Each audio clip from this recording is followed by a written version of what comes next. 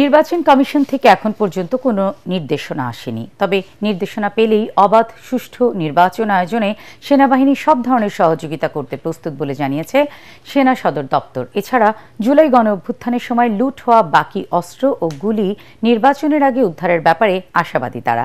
ঢাকা সেনানিবাসে নিয়মিত আনুষ্ঠানিক ব্রিফিংয়ে আরও জানানো হয়, যে কোনো মব ভায়োলেন্সের বিরুদ্ধে সোচ্চার রয়েছে সেনাবাহিনী। জিএম তসলিমের রিপোর্ট। আর সেকেন্ড কোশ্চেনটা হচ্ছে, ব্রিফিংয়ে মানুষের জানমালের নিরাপত্তা ও আইন শৃঙ্খলা পরিস্থিতি নিয়ন্ত্রণে সেনাবাহিনীর কার্যক্রমের ধারাবাহিকতা তুলে ধরা হয়। এতে জানানো হয়, গত 2 সপ্তাহে 26টি অস্ত্র, 100 রাউন্ড গুলি, 562 জনকে বিভিন্ন অপরাধে গ্রেফতার করে সেনাবাহিনী। এ পর্যন্ত সর্বমোট 15,646 জনকে সেনাবাহিনী গ্রেফতার করেছে, যাদের মধ্যে কিশোর গ্যাং, তালিকাভুক্ত অপরাধী, ডাকাত সহ অন্যান্য অপরাধী উল্লেখযোগ্য।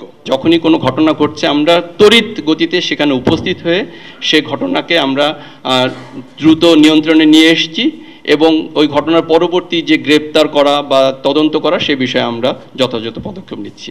পার্বত্য চট্টগ্রামে বৃহস্পতিবার সশস্ত্র সন্ত্রাসী সংগঠন কেএনএফ-এর বিরুদ্ধে পরিচালিত অভিযানে 2 সন্ত্রাসী নিহত হওয়ার খবর জানায় সেনা সদর দপ্তর। সেখান থেকে AK-47, SMG সহ অত্যাধুনিক অস্ত্র ও বিপুল পরিমাণ গোলাবারুদ উদ্ধার করা হয়।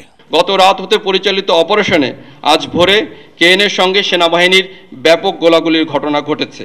এতে কেএনএর 2 জন সন্ত্রাসী গুলিবিদ্ধ হয়ে নিহত হয়েছে এবং 3টি অত্যাধুনিক SMG, একটি চাইনিজ রাইফেল, 364 রাউন্ড অ্যামিউনিশন সহ বেশ কিছু সামরিক সরঞ্জামাদি ও নথিপত্র উদ্ধার করা হয়েছে। অভিযানটি এখনো চলমান রয়েছে। আসন্ন জাতীয় নির্বাচন প্রসঙ্গে সেনা সদর দপ্তরের বক্তব্য, নির্দেশনা পেলেই সুষ্ঠু নির্বাচনের জন্য সেনাবাহিনী সহযোগিতা করতে প্রস্তুত। থানা ও কারাগার সহ বিভিন্ন স্থাপনা থেকে লুট হওয়া 80 ভাগ অস্ত্র উদ্ধার করা হয়েছে। বাকি অস্ত্রগুলো নির্বাচনের আগে উদ্ধারের আশাবাদ। আমরা নির্বাচন কমিশন থেকে এখনো কোনো নির্দেশনা পাইনি, তবে নির্বাচন কমিশন থেকে নির্দেশনা পাওয়া মাত্র আমরা অবাধ সুষ্ঠু নিরপেক্ষ নির্বাচনের জন্য পরিচালনার জন্য সকল ধরনের সহায়তা আমরা করতে প্রস্তুত আছি। গুম ও খুনের সাথে অভিযুক্ত সেনা সদস্যদের বিরুদ্ধে তদন্ত চলমান রয়েছে বলেও জানানো হয় সংবাদ সম্মেলনে। সহায়তা আমরা করতে প্রস্তুত আছি।